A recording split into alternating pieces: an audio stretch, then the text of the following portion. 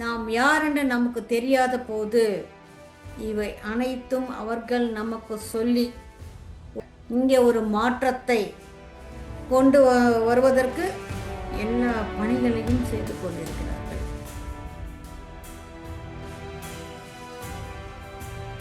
நான்வெஜ்ஜுக்கும் வெஜ்ஜுக்கும் இருக்கிற வித்தியாசம் என்னன்னா, எதிலே இருந்து புனர் உற்பத்தி இருக்கிறதோ அதுதான் நான்வெஜ். வேண்டிய உருவத்தில் நாம் மாறலாம். ஒரு பறவையாக மாறலாம், ஒரு மானாக மாறலாம், ஒரு விலங்காக மாறலாம். எப்படி வேண்டுமானாலும் நம்மளால் மாற முடியும்.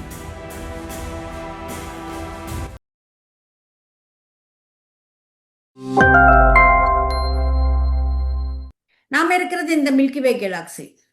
அதில் ஒரு சூரிய குடும்பத்தில் நாம் இருக்கிறோம். இது இல்லாமல் இன்னும் எத்தனையோ விஸ்வங்கள் இருக்கு, எத்தனையோ லோகங்கள் இருக்கு. இவை அனைத்துக்கும் சேர்ந்து சென்ட்ரல் சன், அல்சியோன் என்று சொல்கிறோம். நாம் அனைவரும் அங்கிருந்து தான் வந்திருக்கிறோம் என்று பிளைடியன்ஸ் சொல்றாங்க. பிளைடியன்ஸ் மாத்திரம் இல்லை, இன்னும் நிறைய ஸ்டார் சீட்ஸ் இந்த பூமியில் இப்பொழுது பிறவி எடுத்திருக்கிறார்கள். பல லட்சம் பேர் இருக்கிறார்கள். ஒவ்வொருத்தருதும் ஒவ்வொரு திட்டம். பிளைடியன்ஸ் அவங்களுடைய ஞானத்தை நமக்கு தருகிறார்கள். ஏனென்றால் நம்முடைய டிஎன்ஏ என்பது ஃபுல் ஆக்டிவேஷனில் இல்லாத போது இந்த 12 சக்கரங்களும் நாம் உபயோகித்து கொள்ள முடியாத ஒரு நிலையில் இருக்கும் போது, நாம் யாரென்று நமக்கு தெரியாத போது இவை அனைத்தும் அவர்கள் நமக்கு சொல்லி ஒரு தெளிவை உண்டாக்கி அதன் மூலமாக இங்கே ஒரு மாற்றத்தை கொண்டு வருவதற்கு எல்லா பணிகளையும் செய்து கொண்டிருக்கிறார்கள். ஒரு பக்கத்தில் நாமளும் ஸ்டார் சீட்ஸு, நாம் அல்சியோனிலிருந்து வந்திருக்கிறோம். நாம் இந்த பிளைடியன் ஜாதிக்கு சேர்ந்தவங்க, அதாவது கார்த்திகை நட்சத்திரம். அவ்வளவு திறமை, அவ்வளவு ஆற்றல். இன்னொரு பக்கம் பணிவோடு இருக்கணும். இவ்வளவு தெரிஞ்சுக்கிறது ஒரு நம்பிக்கையோடு, ஒரு கான்ஃபிடென்ஸ். ஆனால் இப்போ இருக்கிற இந்த உலகத்தை பார்க்கும்போது இதை சொல்றதெல்லாம் நடக்குமா? ஆனால் மாற்றம் என்பது ஒரு நொடியில் நடக்கலாம், ஒரு நிமிஷத்திலையும் நடக்கலாம். அந்த மாற்றம் என்பது அனைவரும் ஏற்றுக்கொண்டால், நம்ம பார்த்தோம் இல்லை, கரோனா வந்தப்போ எல்லார்கிட்டையும் எவ்வளோ ஒரு அன்பு இருந்தது, ஒரு ஷேரிங் இருந்தது, நம் ஓட்டம் நின்னது. ஆனால் அதுலேயே நமக்கு என்ன கற்றுக்கணுமோ கற்றுக்காம நம்ம பயந்தோம். பயத்தின் காரணமாக பல லட்சம் பேர் உயிரிழந்தார்கள். அது ஒன்றும் கரோனா உயிர்கொல்லி நோய் என்னும் கிடையாது. இதை நாம் எப்படி ரிசீவ் பண்ணிக்கிட்டோம் என்பதை பொறுத்து தான் அதனுடைய பலன் என்பது இருக்கும். இதுக்கு நம்ம பயப்பட தேவையில்லை. நம்ம செய்ய வேண்டியது எல்லாம் அதை ரிசீவ் பண்ணுறதுக்கு ஏற்றவாறு நம்முடைய ஃப்ரீக்குவன்சியை நம்ம வளர்த்துக்கணும். ஃப்ரீக்குவன்சியை வளர்த்துக்கணும்னு என்ன செய்யணும்? தியானம் செய்யணும். எதுவுமே செய்யாமல் கண்ணை மூடிக்கிட்டு மணிக்கணக்கில் உட்கார்ந்தா தன்னால் அந்த ஃப்ரீக்குவன்சி என்பது தானாகவே பெருகும். அது போதும். கம்பல்சரி வெஜிடேரியன்ஸாக இருக்கணும். இது ஒரு சென்சிட்டிவ் விஷயம். இது மத சார்பட்டது. அது அவங்களுடைய பிறப்புரிமை. அவங்க இது சாப்பிட வேண்டும், இது சாப்பிடக்கூடாது என்று சொல்வதற்கு நமக்கு உரிமை இல்லை. அது அவங்களுடைய சுதந்திரத்தை பறிப்பதுன்னு சொல்லி எத்தனை பேர் அது சொல்றதுக்கு தயங்குறாங்க, ஆன்மீக குருக்கள்.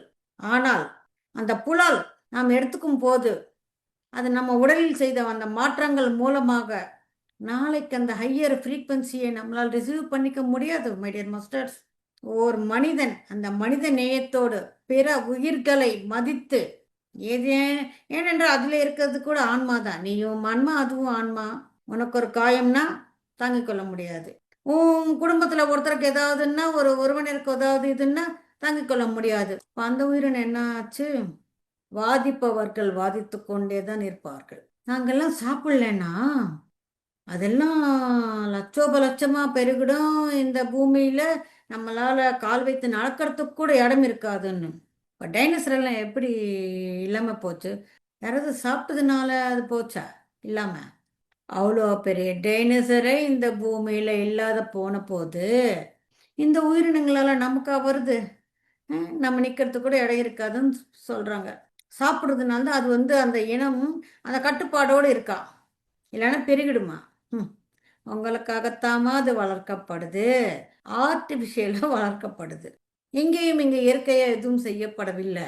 டெய்ரி இண்டஸ்ட்ரி ஒன்றும் நான்வெஜ் கிடையாது. பல பேர் இது தப்பாக பொறுத்துக்கிட்டு இருக்கிறாங்க. யாருமே இங்கே வெஜிடேரியன்ஸ் கிடையாது. நீங்கள் எல்லாம் இன்னும் பால் சாப்பிட்டுக்கிட்டு தான் இருக்கிறங்க. பாலுக்கு சம்மந்தப்பட்ட எல்லா உற்பத்திகளும் நீங்கள் செஞ்சுக்கிட்டு தான் இருக்கிறங்க. எல்லாத்தையும் நீங்கள் உண்ணும் போது நீங்கள் எப்படி வெஜிடேரியன்ஸ்னு கேட்குறாங்க. நான்வெஜ்ஜுக்கும் வெஜ்ஜுக்கும் இருக்கிற வித்தியாசம் என்னன்னா, எதிலே இருந்து புனர் உற்பத்தி இருக்கிறதோ அதுதான் நான்வெஜ். நீங்கள் முட்டை சாப்பிடாம அங்கே வைங்க, முட்டையிலேருந்து கோழி வரும். ஆனால் பால் அப்படி கிடையாது. நீங்கள் பால் குடிக்காம பால் யூஸ் பண்ணாம அப்படியே வச்சுட்டா அதனால ஒரு கன்றுக்குட்டி ஒன்றும் வராது. இன்னும் சொல்லப்போனால் அந்த பால் அது நம்ம எடுக்கலைன்னா மாடு வலியில் கத்தும். ஆனால் இப்போ இது ஏன் வேண்டாம் சொல்கிறாங்கன்னு எல்லாமே ஆர்டிஃபிஷியலாக மாறிடுச்சு. அந்த கன்றுக்குட்டி பிறந்த போது இட்ஸ் மேல் ஆர் ஃபீமேல், ஃபீமேலாக இருந்த வச்சுக்கிறாங்க, மேலாக இருந்த அது சின்னதாக இருந்தாலும் இதை போஷிக்கிறது தண்டம் சொல்லி இந்த மாதிரி செய்து கொண்டு இருக்கிறதுனால்தான் வீகனா மாற சொல்லி சொல்றாங்க. மாட்டோட தோல் அது ஒரு பெரிய வியாபாரம், அதனை துன்புறுத்துறது. மாடர்ன் ஸ்லாட்டட் ஹவுசஸ் என்பது பூமியின் நரகங்கள். இதற்காக வீகனா மாற சொன்னாங்களே தவிர பால் என்பது புலாலுக்கு சம்பந்தப்பட்டது அல்ல. ஸோ மை டியர் மாஸ்டர்ஸ், அணுவில் இருந்து பிரம்மாண்டம் வரை இந்த சைத்தன்யம் தான் இருக்கிறது. எல்லா உயிரினங்களிலும் அந்த சைத்தன்யம் தான் இருக்கிறது. அந்த சைத்தன்யத்தில் இருந்து சிருஷ்டி ரகசியங்களை நாம் தெரிந்து கொள்ள வேண்டும். இப்போ நீங்கள் சொர்க்கலோகம் இந்திரனை பார்த்தீங்கன்னா இந்த சிருஷ்டியில இருக்கும், இந்த விஸ்வத்தில் இருக்கும் அரிதான பொக்கிஷமான அனைத்து பொருட்களும் அவர்கிட்ட இருக்கும். ஏன்னா அது அவருக்கு சேகரிப்பது ஒரு ஹாபி, அவருக்கு பிடிக்கும். காமதேனு, கல்பவருஷம், ஐராவதம், பாரிஜாத விருட்சம், மேலுலகங்கள் அனைத்தும் சொர்க்கங்களே. இந்த பூமி கூட ஒரு சொர்க்கம்தான். நாம நினைத்தால் தான் அது நரகமாக இருக்குமே தவிர வேற யாரும் நம்மளை டிஸ்டர்ப் பண்ண முடியாது. நாம தான் டிஸ்டர்ப் ஆகுறோம். யார் எங்க எப்படி எந்த மாதிரி போனாலும் எதையும் கண்டுக்காம நான் உண்டு, என் வேலை உண்டு, ஆன்மீகத்தில் நான் செய்ய வேண்டிய பணிகள் உண்டு, யார் கூடயும் நமக்கு எந்த விதமான தொடர்பும் தேவையில்லை. அனைவருமே வேலை செய்வதற்காக வந்தவர்கள் கிடையாது.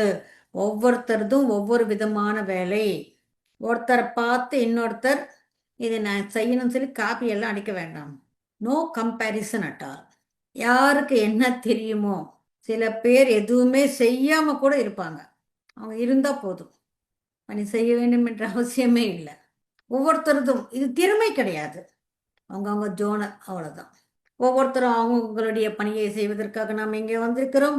எந்த பணியும் சின்னது பெருசு என்று எதுவும் கிடையாது. அனைத்து பணிகளும் தேவை. இது ஒரு குழுவாக நாம் இங்கே இருந்து இதை அனைத்தும் செய்வதற்காக இங்கே வந்திருக்கிறோம். இந்த மாதிரி செய்யும் போது இன்னும் மேலும் மேலும் அந்த வைப்ரேஷன்ஸ் நமக்கு வரும்போது பல சித்திகள் பல வித்தைகள் நமக்கு வரும், பல ஞானங்கள் வரும். அதிலே ஒன்று காமரூப வித்தை.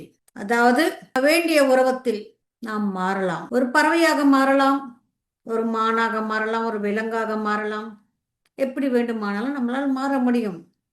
ஷாமன்ஸ், அமெரிக்காவின் பழங்குடியினரில் நிறைய பேர் இருந்தாங்க இந்த ஷாமன் என்ற இந்த மார்க்கத்தில். அவர்களால் அது முடிந்தது. அந்த மாதிரி நாம் எதையெல்லாம் கேள்விப்பட்டோமோ அந்த வித்தைகள் அந்த சித்திகள் அனைத்தும் நமக்கு இங்கே வரும். இவை அனைத்தும் ஒரு அன்போடு நடக்கணும். கடவுள் என்றால் அன்பு, அன்பே சிவம். நாம் கடவுள்கள் தான், அன்போடு தான் இருக்கணும். அது நம்மளுடைய நிஜத்தன்மை. எந்த விதமான மூளைக்கும் வேலை இல்லாமல் நம் உள்ளுணர்வு என்ன சொல்கிறதோ அதை நாம் செய்து கொண்டு போதால் போதும். பயம் நம்மளுடைய முதல் எதிரி. அதனை நாம் விட்டுவிட்டு இந்த ஒளியை பெற்று இந்த பூமியில் நாம் எதை செய்வதற்காக வந்திருக்கிறோமோ அதை அனைத்தையும் நாம் செய்யலாம். இவை அனைத்தும் ஞானத்தின் மூலமாக நாம் பெற முடியும். இந்த பூமியில் நடைபெறும் இந்த சம்பவங்கள் என்பது அரிதான ஒன்று. அரிதான ஓர் காரியத்தில், அரிதான ஓர் விஷயத்தில் நம்மை நாம் ஈடுபடுத்திக் கொண்டு இதற்காகவே இந்த பூமியில் இந்த நேரத்தில் இந்த பிறவியை நாம் எடுத்திருக்கிறோம். இந்த ஞானத்தை நாம் புரிந்து கொண்டால், இந்த சத்தியத்தை தெரிந்து கொண்டால் நம் பிறவி பயன் என்பதை நம்மளால் ஈஸியாக செய்ய முடியும். Thank you my dear friends.